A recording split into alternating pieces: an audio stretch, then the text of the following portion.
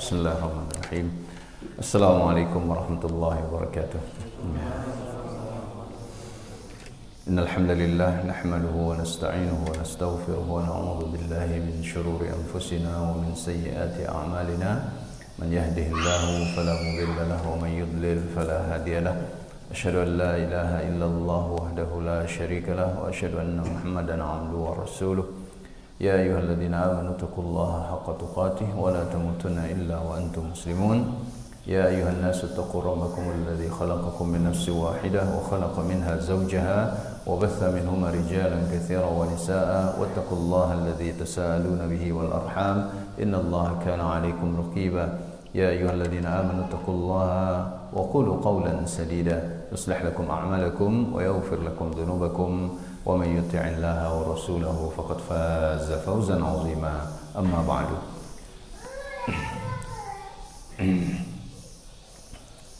فإن أصدق الحديث كتاب الله وخير الهدي هدي محمد صلى الله عليه وسلم وشر الأمور محدثاتها وكل محدثة بدعة وكل بدعة ضلالة وكل ضلالة في النار.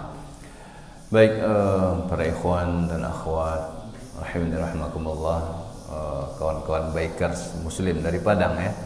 Apa nama komunitasnya? Biker muslim gitu ya. Ya. Ana ucapkan ahlan wa sahlan bikum ya. Kalau bahasa Indonesianya selamat datang. Kalau makna bahasa Arabnya jauh lebih dalam. Ahlan wa sahlan, kalian datang sebagai keluarga dan semua urusannya dimudahkan. Jangan merasa sungkan dan segala macamnya. Dan mohon maaf kalau sambutannya hanya biasa-biasa saja ya, karena mungkin sebagian kawan-kawan DKM juga memiliki kesibukan ya, sehingga tidak bisa juga hadir, tapi sudah diwakili oleh Bapak Ketuanya gitu ya. Baik, kemudian untuk ibu-ibu, karena ada anak-anak kecil, kalau bisa dijaga anaknya nanti, soalnya lari ke tangga, atau kalau perlu pintu dirapatkan saja, karena untuk jamaah insya Allah tidak ada yang tambah lagi ini ya. Baik, karena ini kajian khusus untuk kita, untuk kita. Di belakang takutnya anak-anak berlarian ya, tidak terkejar, nanti menimbulkan mara bahaya kepada anak kita. Baik, kemudian tak lupa saya ingatkan diri saya dan kita semua untuk senantiasa bersyukur pada Allah Subhanahu wa taala. Yang pertama yang wajib kita syukuri adalah nikmat iman, nikmat tauhid, nikmat sunnah. Nikmat tauhid dan nikmat sunnah, dan kita harus mensyukurinya dengan pengakuan dalam hati, ucapan dengan lisan, dan mengamalkan dengan anggota badan. Dan yang sungguh berat daripada mensyukuri nikmat sunnah ini adalah untuk istiqamah. Untuk istiqamah. Sampai kapan? Sampai ajal datang menjemput kita. Karena godaan dunia ini sangat banyak. Karena setan tak pernah berhenti menggoda kita. Karena ketika kita sudah mengenal kajian sunnah, sudah mengenal tauhid, kemudian setan membuat kita merasa sudah tahu segalanya. Ya, lalu mulailah malas menghadiri kajian, mulai malas belajar, mulai asik dengan termasuk komunitas. Ya, asik dengan komunitas, kemudian yang hijrahnya hanya zahirnya saja. Ya, ini berbahaya. Maka mintalah kepada Allah agar diberi keistiqomahan sampai akhir hayat. Nabi Muhammad SAW saja berdoa. Beliau sudah dijamin surga, diampuni dosa yang berlalu dan yang akan datang. Tapi beliau senantiasa berdoa. Sebagaimana kata istri beliau Ummu Salamah, bahwa doa yang paling banyak dibaca oleh Nabi SAW adalah Ya muqallibal qulub tsabbit qalbi ala dinik. Wahai Allah yang maha membolak-balikkan hati, kokohkan hatiku di atas agamamu. Kalau beliau saja masih minta dikokohkan agar bisa istiqamah sampai akhir hayat, bagaimana dengan kita? Kita lebih harus sering ya, harus lebih sering lagi untuk berdoa itu. Jangan lalai ya, dan jangan asik dengan hal-hal yang mubah. Hal yang mubah yang dia halal, tapi kadang-kadang seorang hamba berlebihan dalam yang halal, akhirnya melalaikan dari yang wajib. Sehingga nikmat sunnah ini tidak terpelihara, wal'iyadzubillah. Dan kita semua juga tahu betapa banyak yang senior-senior ya, karena merasa seniornya akhirnya tergelincir, akhirnya futur, akhirnya malas, bahkan ada yang berbalik arah 180 derajat, wal'iyadzubillah. Ya. Maka wajib kita syukuri nikmat ini. Ya. Ini nikmat yang sangat luar biasa. Karena nikmat iman ini adalah nikmat yang melebihi dunia seisinya, lebih daripada dunia seisinya. Antum bayangkan salat sunnah fajar saja 2 rakaat lebih baik pahalanya daripada dunia seisinya. Bagaimana dengan Islam ini seluruhnya? Menyadari nikmat iman ini sangat penting. Karena kalau kita tidak menyadari, maka kita akan merasa lalai dan kadang merasa iman ini hanya sebuah pengekang kebebasan di dunia. Sejatinya padahal kita tahu ya, bahwa Nabi SAW bersabda, ad-dunya sijnul mu'min wa jannatul kafir. Dunia ini adalah penjara bagi orang beriman. Apa maksudnya? Ada batasan-batasan, dia tidak bebas. Tidak bisa meraih kesenangan sesuka hatinya. Ada batasan halal dan haram. Ada aturan-aturan syariat. Dan dia surga bagi orang kafir bukan berarti seperti surga akhirat, tidak. Mereka bebas merasa inilah tempat mereka, tujuan mereka cuma dunia, mereka tak ingat akhirat. Sehingga kesenangan yang diberikan mereka sebenarnya kesenangan yang fana. Lihat orang kafir, sekaya-kaya pun apapun dia mati dalam keadaan kafir, masuk neraka. Bahkan dalam hidup pun dia menderita penyakit ini, penyakit itu, kesedihan, kegundahan. Bukan seperti kehidupan surga di akhirat. Berbeda dengan surga akhirat yang tidak ada lagi tua, tidak ada lagi sakit, tidak ada lagi lelah, tidak ada lagi lapar, haus, tidak ada lagi kegundahan, tidak ada penyakit hati. Hati penduduk surga seperti hati satu orang. Tidak ada kedengkian, tidak ada hasad. Ya, tidak pernah melihat lagi rumput tetangga lebih hijau, tidak. Semua penduduk surga merasa nikmatnya adalah nikmat yang paling tinggi. Walaupun dia adalah penduduk surga yang paling rendah, namun dia merasa nikmatnya adalah nikmat yang paling tinggi. Karena di dalamnya apa saja yang mereka inginkan Allah berikan. Ya, menyadari nikmat iman ini penting. Jangan sampai kita melalaikannya. Di antara bukti yang nyata bahwa manusia banyak melalaikan nikmat iman, mereka jarang memuji Allah karena nikmat iman. Mereka setiap kali melihat suatu syariat yang memberi batasan halal haram, mereka merasa payah bana agama. Nauzubillah. Bukan. Ya. Karena Islam memang bukan menjanjikan kebebasan seperti orang kafir, lepas gitu, tidak. Memberikan aturan agar manusia ini hidup di dunia tetap di jalan yang lurus. Ya. Nanti dia akan mendapatkan kebebasan sebebas-bebasnya di surga Allah Subhanahu wa taala. Bebas dalam arti yang hakiki. Bahagia dalam arti yang hakiki. Baik. Kemudian ya, tema yang diminta oleh teman kita adalah tema hijrah yang bermanfaat, ya. Hijrah yang bermanfaat. Ini sebenarnya tema bukan hanya untuk bikers ya, tapi juga untuk semua muslim yang hijrah. Ya, hijrah itu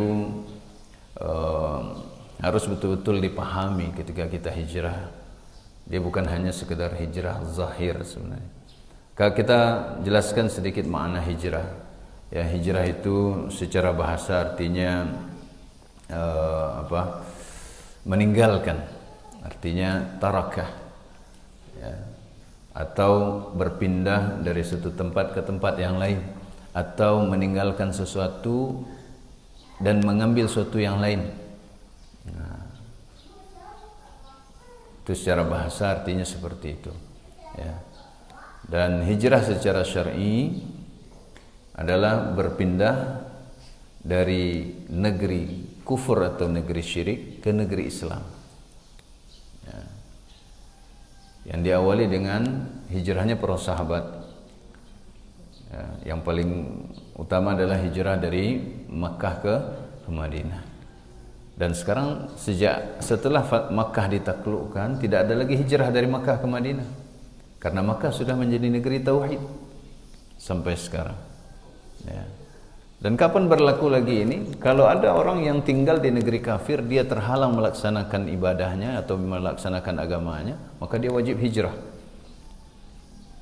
Dia wajib hijrah. Misalnya bekerja di Amerika, di situ sholat nggak ada, ini Jumat nggak bisa, tapi gaji besar.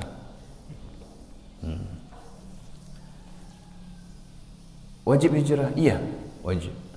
Gaji besar Ustaz, tinggalkan.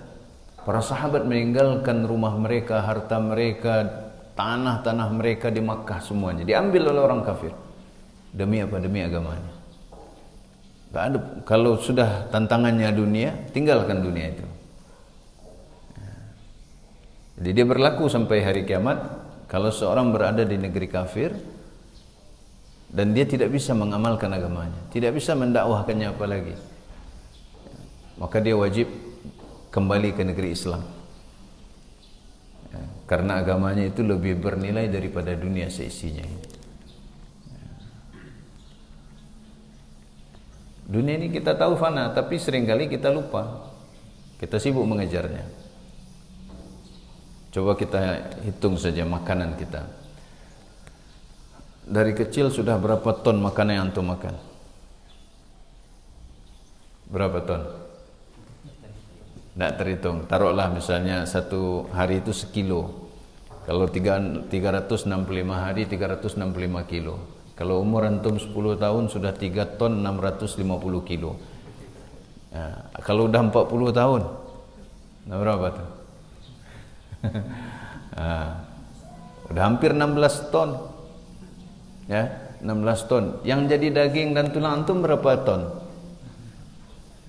Berapa beratnya paling berat di sini? Ada 100 kilo. Nah, berarti sekarang ya, sekarang coba itu renungkan dunia itu seperti itu. Ampasnya yang banyak. Ampasnya antum buang tiap hari itu berapa ton sudah? Kalau sehari saya setengah kilo, yang jadi daging antum nggak pernah sampai 1 ton.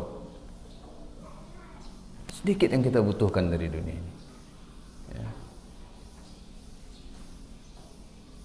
Nah, maka hijrah, teladan kita dalam hijrah itu adalah para sahabat. Ya.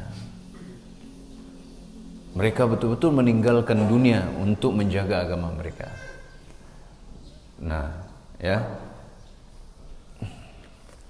Dan makna yang lebih luas lagi hijrah itu adalah dalam hadis Nabi sallallahu alaihi wasallam diriwayatkan oleh Imam Bukhari.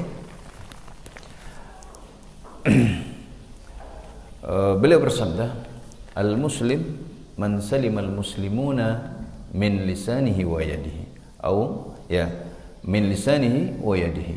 Wal muhajiru man hajara ma nahallahu anhu. Orang Islam itu adalah orang yang kaum muslimin yang lainnya selamat dari lisan dan tangannya. Selamat dari lisan dan tangannya. Dan orang yang muhajir, yang hijrah itu adalah orang yang meninggalkan apa yang Allah larang, ia mengerjakannya. Nah, ini maknanya lebih luas, berlaku pada setiap kita. Orang yang hijrah, ya, kalau muhajirin dari kalangan sahabat itu khusus untuk mereka, nggak ada lagi untuk umat setelah mereka. Itu adalah status istimewa dari Allah dan ya untuk para sahabat yang hijrah dari Makkah ke Madinah. Tapi muhajir, orang yang hijrah secara umum, dijelaskan oleh Nabi SAW dalam hadis ini. Orang Islam adalah orang Islam lain selamat dari lisannya dan tangannya. Dan orang yang berhijrah adalah orang yang meninggalkan apa yang Allah larang, ia melakukannya. Hadis riwayat Imam Bukhari. Hadis ini termasuk sabda Nabi yang min jawami'il kalim. Jawami'il kalim itu artinya ucapan yang singkat, padat dan mencakup banyak manfaat. Ya, singkat, padat, tepat. Nah, gitulah kira-kira jawami'ul kalim. Ya, ucapan beliau singkat tapi mengandung makna yang sangat luas, ya, dan bermanfaat untuk umat ini. Dalam hadis ini Nabi sallallahu alaihi wasallam menunjukkan kepada kita, ya, agar kita memiliki adab yang mulia. Adab yang mulia. Akhlak Islami, al-akhlaq al-karimah, akhlak yang mulia, adab yang indah harus kita miliki, ya. Dan tujuannya adalah agar apa? Agar kaum muslimin ini semakin menyatu hati mereka dan ada kasih sayang di antara mereka. Ada kasih sayang di antara mereka. Maka beliau sallallahu alaihi wasallam, ya, melarang kita melakukan hal-hal yang buruk, karena dia akan merusak persatuan dan kecintaan sesama muslim. Beliau jelaskan itu bahwa orang Islam itu orang yang selamat dari lisannya, orang lain selamat dari lisannya dan dari tangannya. Kenapa lisan dan tangan? Karena umumnya perbuatan buruk itu dilakukan oleh dua ini, dan didahulukan lisan karena lisan itu lebih berbahaya daripada tangan. Lisan ini menembus batas waktu, menembus batas geografis. Ucapan seseorang apalagi sekarang tetap terabadikan walaupun dia telah mati. Bisa menyakiti orang yang sesudahnya, bisa menyakiti orang yang jauh darinya. Antum upload di Facebook, di Instagram saja, dibaca orang di mana, di Papua ataupun di Afrika, ya, kalau dia mengerti dan tersakiti, sangat tajam. Berbeda dengan tangan, ya. Kalau tidak mendekat tidak bisa,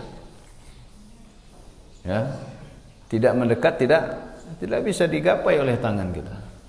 Dia terbatas.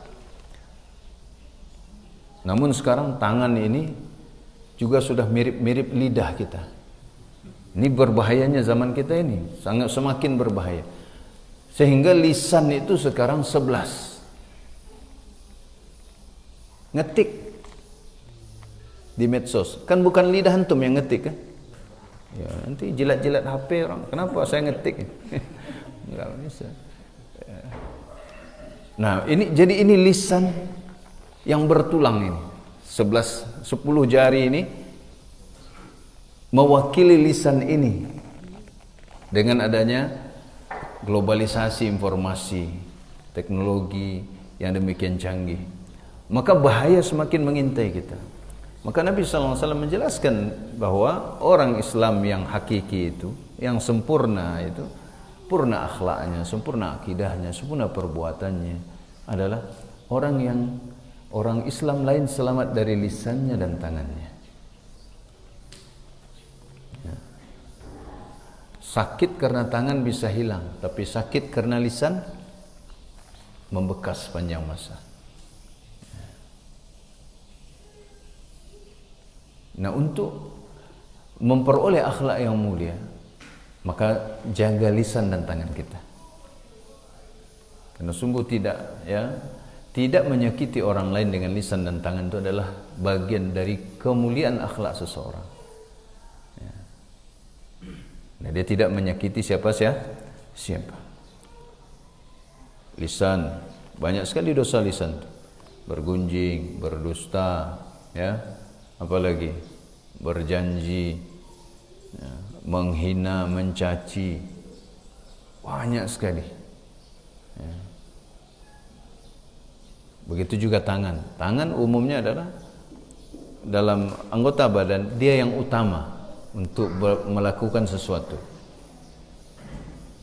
Dialah yang melakukan segala hal adalah tangan. Pimpinan anggota badan. Dan anggota badan tunduk kepada lisan. Ya. Kadang-kadang anggota badan ini terpaksa melakukan sesuatu konsekuensi ucapan lisan. Ya, ketika dia berdusta, maka dia berusaha melindungi dustanya dengan berbagai cara. Kalau ada yang tahu, bahkan terjadi pembunuhan agar orang yang tahu ini tidak menyebarkan. Tangan yang membunuh. Ya, nak? Terjadi. Maka Nabi SAW menyebutkan dua hal ini karena lisan dan tangan inilah yang banyak melakukan keburukan. Nah, kemudian beliau sebutkan orang yang hijrah. Nah, apa hubungannya lisan dan tangan dengan hijrah? Antum hijrah, antum tinggalkankah dosa lisan dan dosa tangan? Itu hijrah. Maka beliau SAW menyebut di sini adalah bahwasanya al-muhajir, orang yang hijrah itu bukan sebatas hijrah zahir dari suatu negeri ke negeri lain pindah, sudah enggak. Habis itu perangai tidak berubah. Dia pindah dari negeri kafir ke negeri Islam. Habis itu dia tidak berakhlak yang mulia. Ini tidak bagus. Maka dijelaskan oleh Nabi SAW, orang yang berhijrah, hijrah meninggalkan, artinya meninggalkan apa yang Allah larang dan mengerjakan apa yang Allah perintahkan. Begitu juga antum hijrah. Ini fenomena hijrah sekarang ini luar biasa. Apalagi anak-anak muda. Maka kajian sunnah ini tidak perlu dilabeli kajian anak muda. Yang menerimanya banyak generasi muda. Orang tua tak banyak. Di antara yang sedikit itu ya makwi kita ini. Ya. Sungguh beliau istiqamah ya. Gitu. Beliau dalam usia sudah lanjut menerima dakwah sunnah ini. Ya. Itu luar biasa. Kalau orang tua menerima dakwah sunnah ini, itu luar biasa. Karena di zaman Nabi SAW pun yang menerima itu yang muda-muda. Yang menolak itu adalah para tetua Quraisy. Gitu. Jadi nggak perlu dakwah sunnah ini harus di kafe genjreng-genjreng, ya enggak. Dia apa adanya, yang nerima pasti anak muda. Ya. Nah, hijrah, fenomena hijrah ini seringkali dipahami hanya hijrah zahir, ganti tampilan, ada teman, ya, ganti kebiasaan, ya, hadir majelis rajinnya di awal-awal, tapi seringkali lupa memperbaiki akhlak, adab, ya. Lisan dan tangannya tetap menyakiti, hanya dalam bentuk yang berbeda. Bahkan gurunya pun tak lepas dari bahaya lisan dan tangannya. Na'udzubillah. Maka harus disempurnakan hijrah total. Ya, hijrah total. Ya. Bukan hanya ganti merek, ganti kostum, ganti tampilan, ya, cingkrang, berjenggot, ya. Tapi habis hijrah, yang dahulunya dia santun, sekarang dia kasar. Ya. Ada yang seperti itu, dan banyak yang cerita setelah suaminya ngaji, dahulu dia baik sama istrinya, sama anak-anaknya. Habis suaminya ngaji, kasar sama istri, sama anak-anaknya. Loh, hijrah itu bukan hanya hijrah, ya, dari syirik ke tauhid, habis itu akhlak tidak ada. Islam ini paket lengkap seluruh segi kehidupan. Ada yang tidak sopan lagi kepada orang tuanya, habis hijrah, orang tua dilawan semua.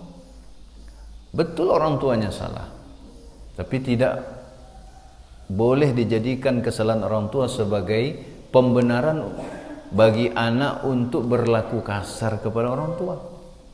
Ya. Bukankah Allah SWT berfirman, ya, wasahibhuma fid dunya ma'rufa.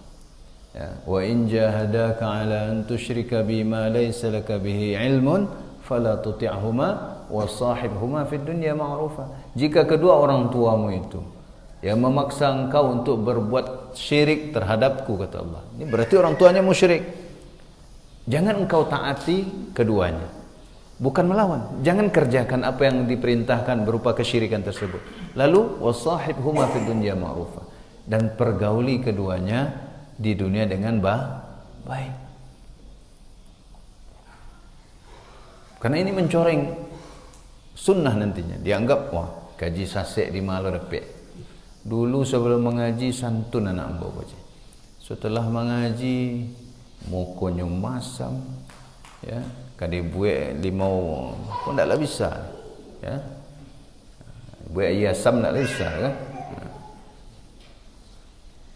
menolong tak namu, mengecek kasa, musibah.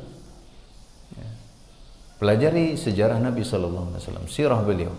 Beliau sebelum menjadi Rasul pun 40 tahun lamanya dalam akhlak yang mulia. Setelah menjadi Rasul dipuji oleh Allah bahkan lebih lagi. Wa innaka la'ala khuluqin azim. Dan sesungguhnya engkau benar-benar berada di atas akhlak yang mulia.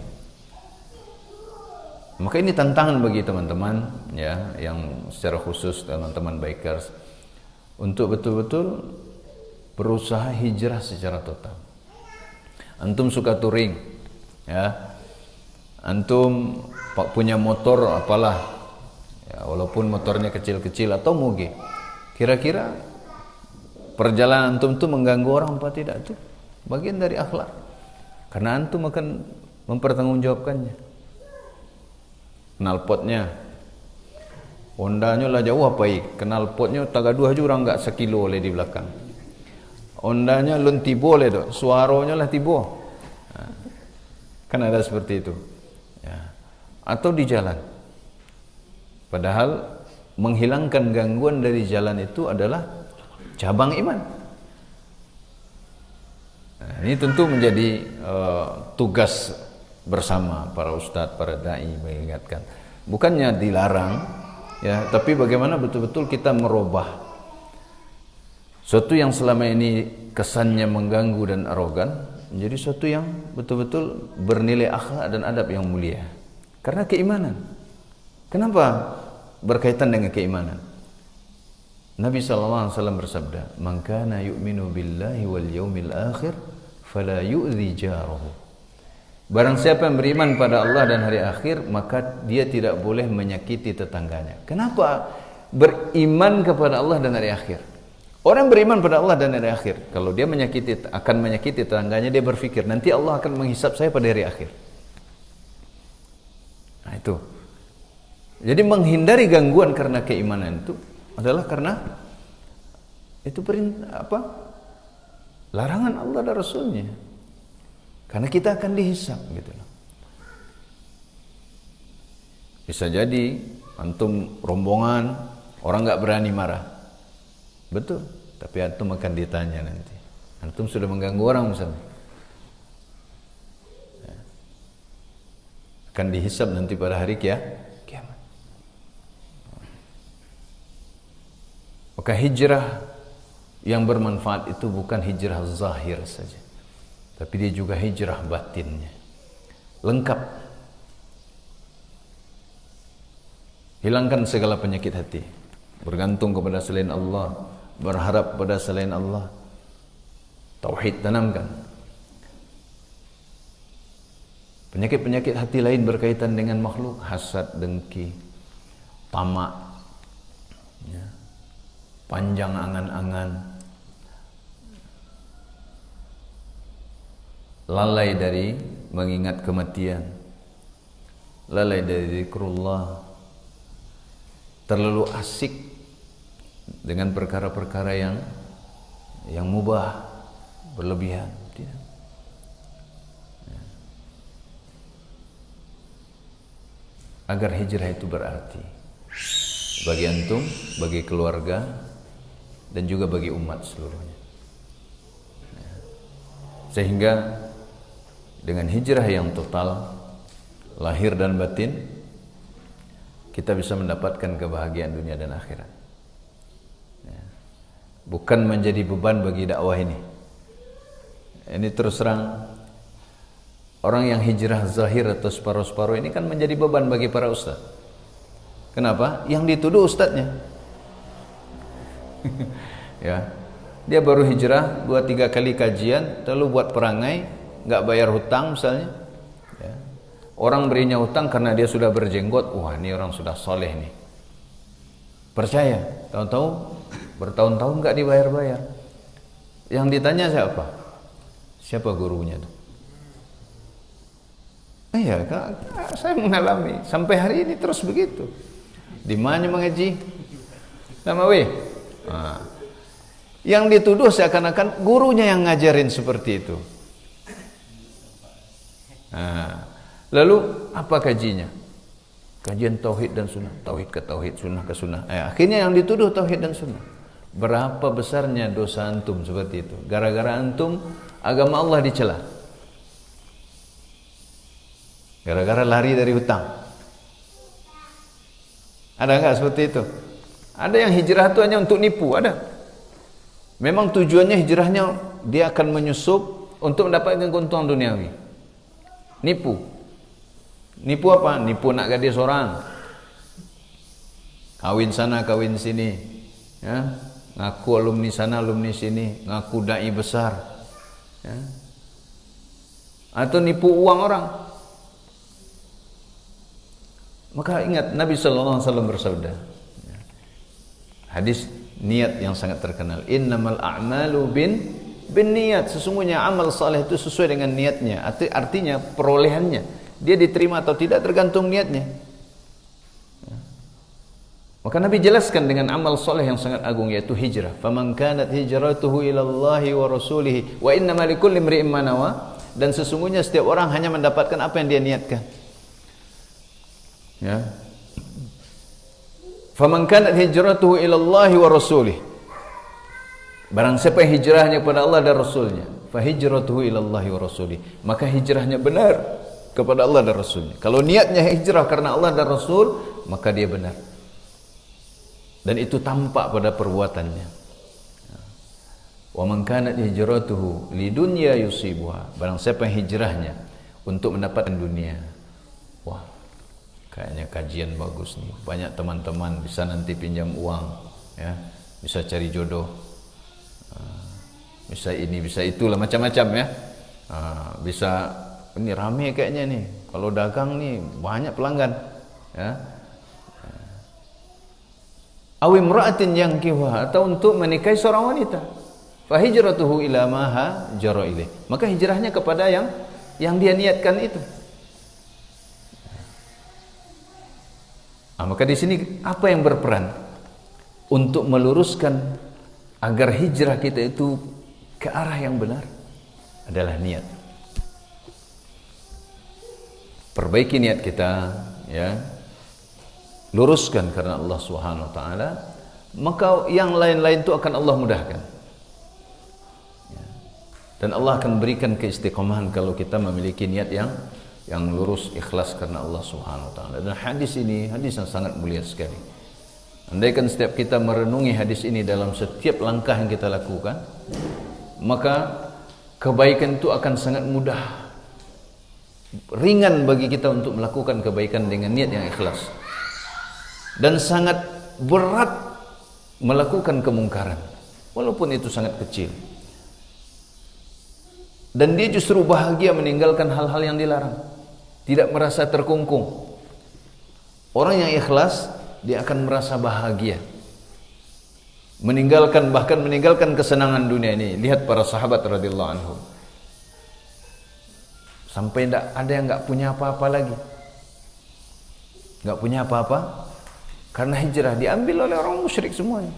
Kalau dulu kan nggak ada ATM ya, nak, bawa uangnya emas perak. Coba antum bayangkan bawa uang, kalau 1000 dinar berapa kilo itu? 4/4 kilo, nggak bisa masuk saku. Bisa berjalan juga berat. Kalau sekarang antum bisa bawa, simpan ke bank, masuk ATM atau M-banking, ya, perabotan bisa beli di sana. Lalu berat sekali. Tapi mereka tidak mencintai dunia. Karena mereka meninggalkan dunia, Allah berikan dunia ke tangan mereka kemudian. tapi tidak di hati mereka. Kalau kita kadang hijrah, ya, setelah hijrah malah hidupnya lebih susah dari sebelumnya. Cuma saya mau hijrahnya, payah jadi embo lah. Nah, hijrah ini untuk keselamatan akhirat kita, bukan untuk memakmurkan kehidupan dunia. Ya. Dan ingat bahwa mayoritas penduduk surga itu orang miskin, ya. Dan mereka masuk surga itu lebih dahulu dari orang kaya setengah hari jaraknya. Setengah hari akhirat. Setengah hari akhirat itu 500 tahun lamanya di dunia ini. Jadi kalaupun di dunia ini antum ketinggalan sama orang kaya, ya ketinggalan hanya berapa tahun paling. Tapi di akhirat orang kaya itu akan ketinggalan dari orang miskin yang masuk surga sejarak 500 tahun lamanya.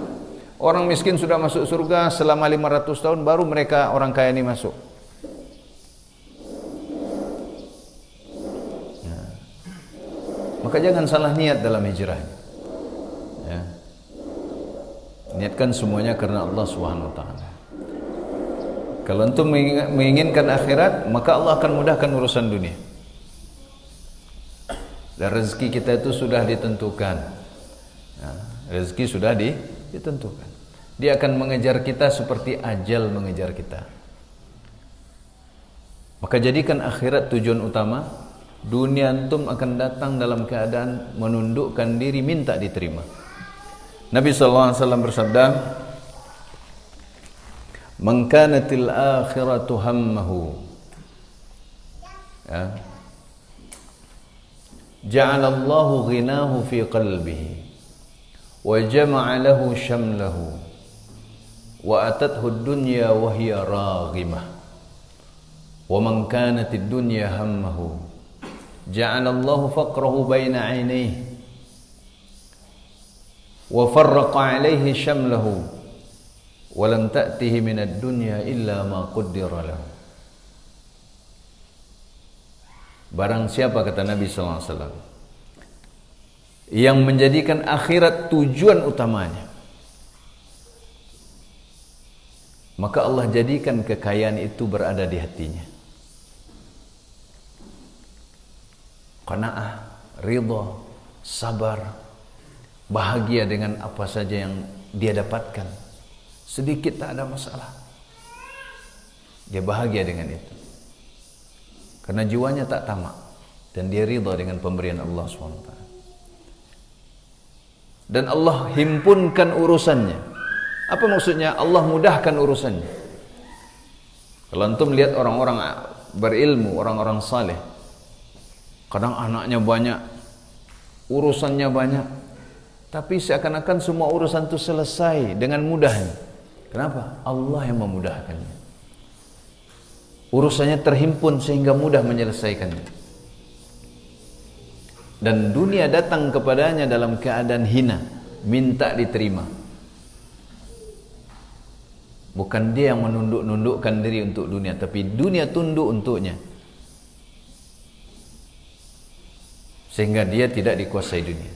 Sebaliknya, barang siapa yang tujuan utamanya adalah dunia, maka Allah jadikan kefakiran menghantui dirinya terus di depan matanya. Contoh, ada yang masih bujang di sini? Oh, banyak, Masya Allah. Mawi, catat Mawi. Ya. Salah satu hal yang membuat anak muda takut menikah adalah soal masa depan. Ini salah satu bentuk ketakutan. Nanti kalau saya nikah, kalau punya anak, bagaimana ngasih makan, bagaimana ini, bagaimana itu. Nanti kalau anak sudah besar, saya belum punya pekerjaan sekarang ini. Kalau sudah besar, gimana anak sekolah, beli ini, beli itu. Karena kita sudah salah tujuan utama. Kalau kita jalani saja, rezeki itu akan terus datang. Ya. Tapi ketakutan sudah menghantui kita jauh-jauh hari, bahkan puluhan tahun sebelum kita mendapatkan peristiwa itu. Bahkan belum tentu seperti yang kita bayangkan kehidupan kita. Dihantui ketakutan. Makanya Allah jadikan kefakiran itu di depan matanya. Jadi dia selalu penuh dengan ketakutan akan nanti bagaimana, ini bagaimana. Kenapa? Tujuannya dunia. Tujuannya dunia. sehingga dia akan dihantui dengan ketakutan. Wa farraqa alaihi syamlahu, dan Allah mencerai-beraikan urusannya. Berserak-serak, kau nak selesai, itu nak selesai, ya.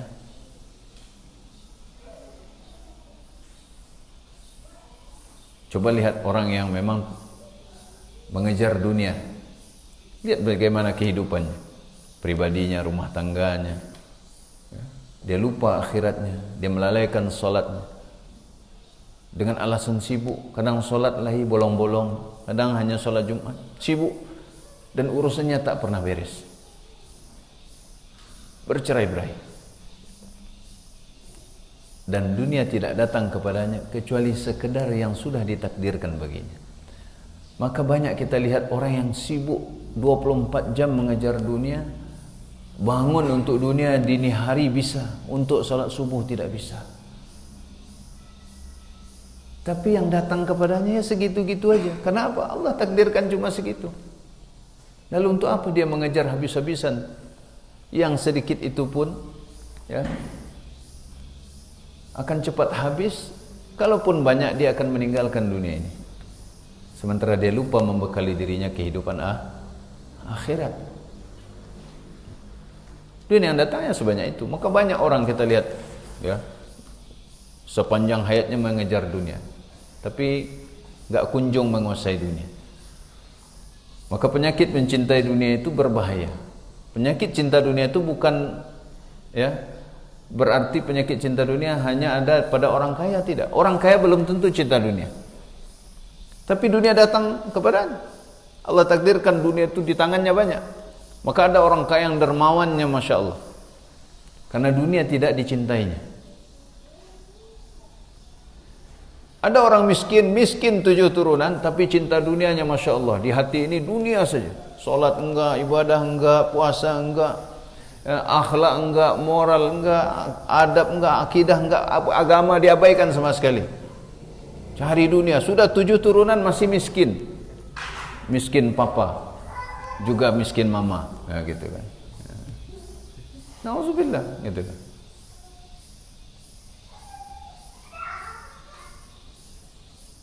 Nah, ada orang yang tidak jujur dalam niatnya. Kalau dia mengejar dunia, ya. Ada banyak orang miskin. Ketika miskin, dia berandai-andai, andainya Allah memberi saya kekayaan, saya akan banyak bersedekah. Kemudian Allah takdirkan dia kaya dan dia lupa janjinya untuk bersedekah. Ya. Ini juga banyak terjadi pada orang yang hijrah. Saya kalau hijrah tiap malam saya mau kajian. Awalnya iya, habis itu sekali seminggu, habis itu sekali sebulan, habis itu sekali setahun lagi, habis itu enggak ngaji-ngaji lagi. Tapi dia tetap tampilan, ilmu, hati enggak pernah dirubah, tidak pernah hijrah hatinya. Maksiat jalan terus. Dulu gunjingnya bersama orang lain, sekarang gunjingnya sesama teman-teman hijrahnya. Hadir majelis, kerjanya menilai ustadznya, menilai gurunya. Dia tidak mencari ilmu untuk menghilangkan kebodohan dirinya, tapi untuk menilai, ustadz ini bagus, ustadz ini hebat, ini. Lah, dia lupa bahwa dia tidak memiliki ilmu. Dia harus mengambil faidah. Untuk apa? Kata Syekh Muhammad bin Shalih Al-Utsaimin rahimahullah, di antara niat yang baik untuk penuntut ilmu adalah, ya, dan itu bagian dari keikhlasan, dia berniat belajar, bermajelis untuk menghilangkan kebodohan dari dirinya, kemudian kebodohan orang lain. Ini penting. Kenapa dari diri kita dulu? Karena kita yang paling penting dulu, baru orang lain. Nah, sebagian orang yang hijrah, yang bagi dia penting, bagi dia itu bagaimana menghilangkan kebodohan dari orang lain, tapi dia tidak menghilangkan kebodohan dirinya. Kenapa? Kalau materi kajian itu menyinggung dosa orang lain, bagus, mantap. Tapi kalau ternyata kemudian Ustadz memberikan nasihat dan Ustadz tidak tahu kalau dia seperti itu, sifatnya umum, Ustadz nyinggung ambo, tak asik Ustadz katanya. Nama weh, tak main kaji dah. Tiap mengaji, wak kena singgung saya lah. Kan mau hijrah. Para sahabat seperti itu dulu. Kalau turun ayat, kemudian atau Nabi SAW bersabda, mereka mengoreksi diri mereka.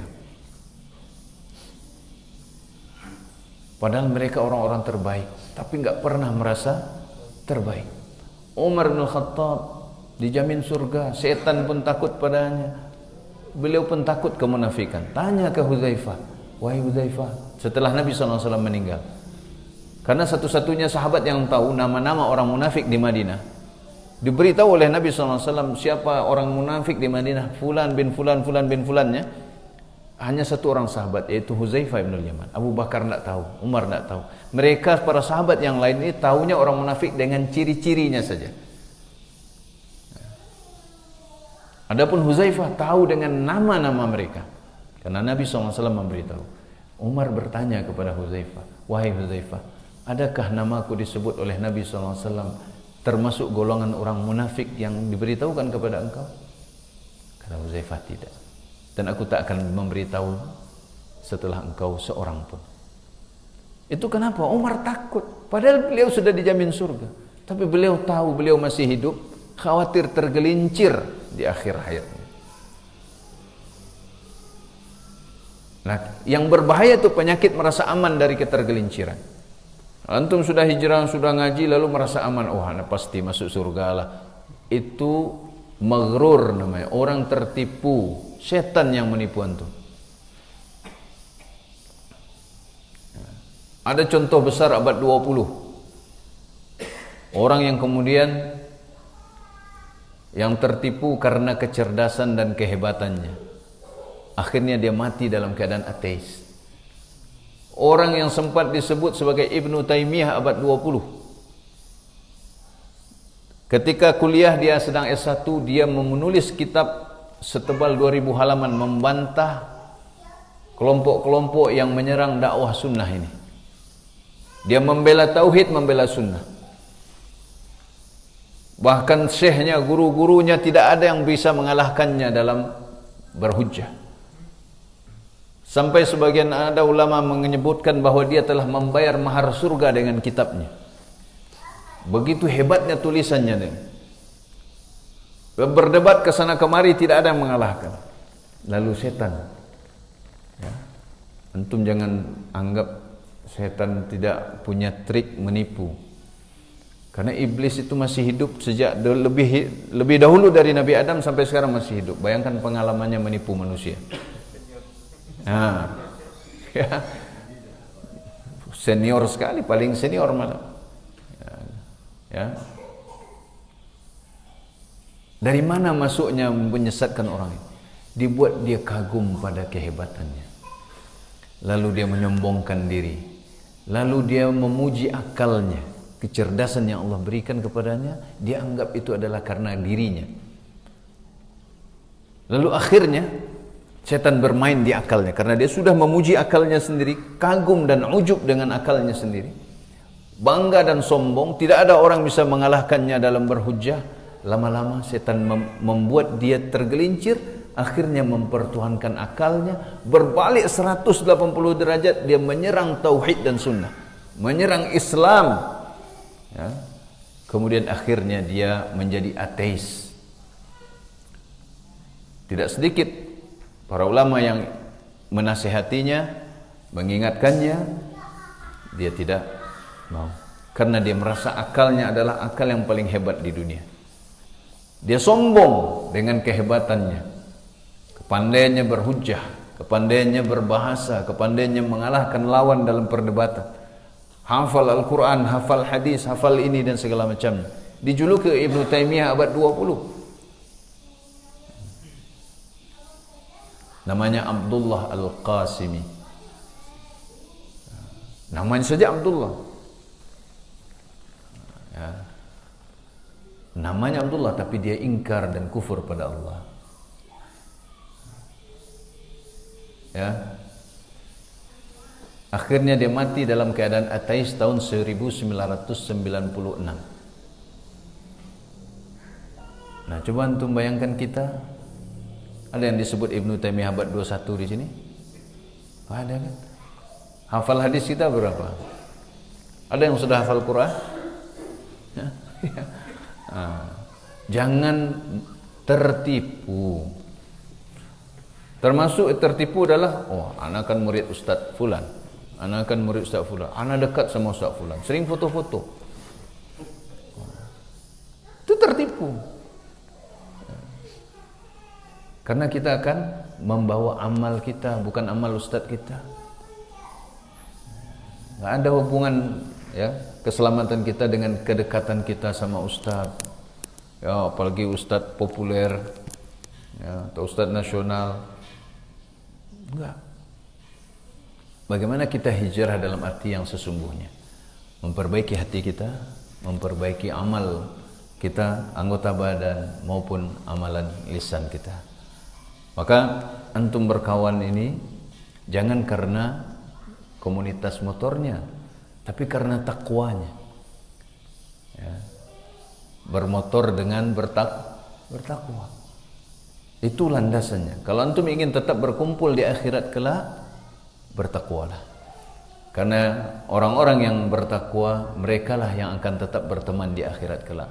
Selebihnya pertemanan karena selain ketakwaan itu akan musnah. Semua menjadi musuh. Al-akhillau yawmaidin ba'duhum li ba'din aduun illal muttaqin. Allah SWT. Teman-teman dekat pada hari itu sebagian mereka menjadi musuh bagi sebagian yang lain. Teman karena sekelas, teman karena alma mater, teman karena satu kantor, teman karena satu kampung, teman karena satu suku, teman karena satu pekerjaan, teman karena satu hobi, karena satu klub sepak bola, klub ini, klub itu. Ya. Semuanya akan menjadi musuh satu sama lain kecuali orang-orang yang bertakwa.